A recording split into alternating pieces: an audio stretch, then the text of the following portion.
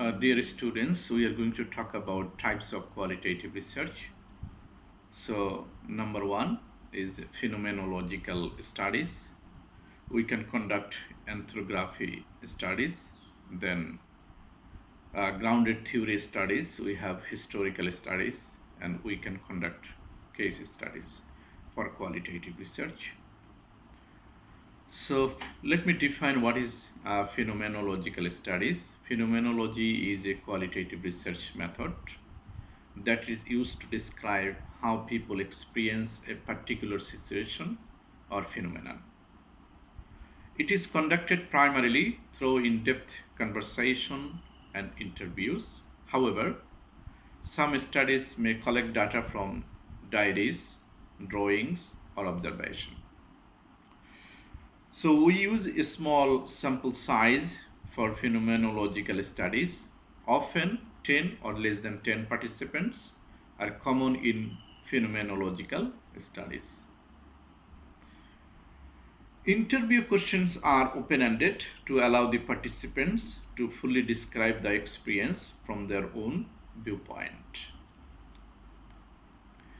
So phenomenology is centered on the participants' experiences with no regard to social or cultural norms, traditions, or preconceived ideas about the experience.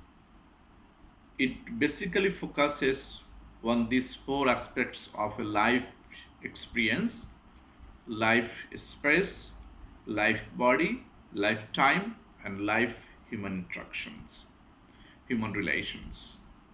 So data collected is qualitative and analysis includes an attempt to identify themes how a particular phenomenon is actually perceived or experienced.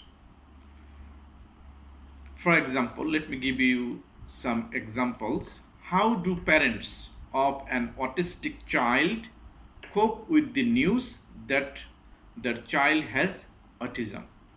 This is one example if you want to conduct this phenomenological study. Then, what is it like to experience being trapped in a natural disaster, such as a flood or hurricane? Then, how does it feel to live with a life threatening aneurysm? Okay. Then next example, what is it like to be a minority in a predominantly white community? Okay. Then another example, what is like to survive an airplane crash? Then how to do cancer patients cope with a terminal diagnosis? Then what is it like to be a victim of sexual assault? So these are the examples of phenomenological studies. Let's talk about ethnographers. Ethnographers interview people who are most knowledgeable about the cultures, lives, situation. Okay, it's called the key informants. So data are collected through participant observation, interviews, genealogy, demography, and life stories. Then let's talk about grounded theory studies. Data are collected and analyzed, and then a theory is developed that is grounded in the data. So attempt to drive theory from analysis of observations. Data collection primarily of participant observation and interviews, and data are recorded through handwritten or typing. Then historical studies. How to conduct historical studies? Historical research involves examining past events of draw conclusions and make predictions about the future. Then historical research involves studying, understanding, and interpreting past events. The main purpose of historical research is to reach insights or conclusions about past persons or occurrences. The steps in historical research are: formulate an idea, formulate a plan, gather data, and analyze the source of data. So, historical studies concern the identification, location, evaluation, and synthesis of data from the past. And data for are usually found in documents or in relics and artifacts, printed materials, through oral reports, the materials found in libraries, archives, or in personal collections. Then let's talk about case studies. So case studies is in-depth examination of people or groups of people. A case study could also examine an institution. A case study may be considered as a quantitative or qualitative research study. Okay.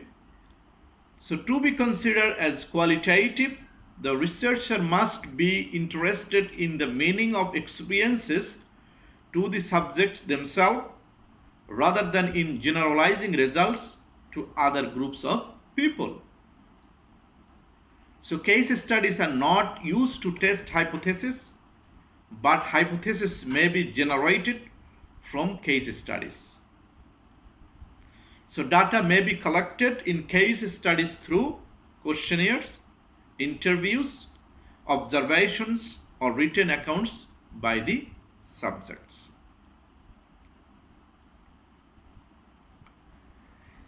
Then let's talk about how to conduct qualitative research and how to conduct quantitative research. That means what are the basic differences between qualitative and quantitative research methods. Quantitative is based on meanings derived from numbers. Okay, that means quantitative research deals with number, while qualitative research is based on meaning expressed through words. For example, emphasis on feelings and experiences. In quantitative research, data collection results in numerical and standardized data, while qualitative research collection results in non-standardized data requiring classification into categories. Then for quantitative, research method likes to prove causal relationships, while qualitative research emphasis on the individual, groups, and community. Then for quantitative, analysis conducted through the use of diagrams and statistics, while qualitative analysis conducted through the use of conceptualization. So let's look at some aspects of qualitative and quantitative research methods.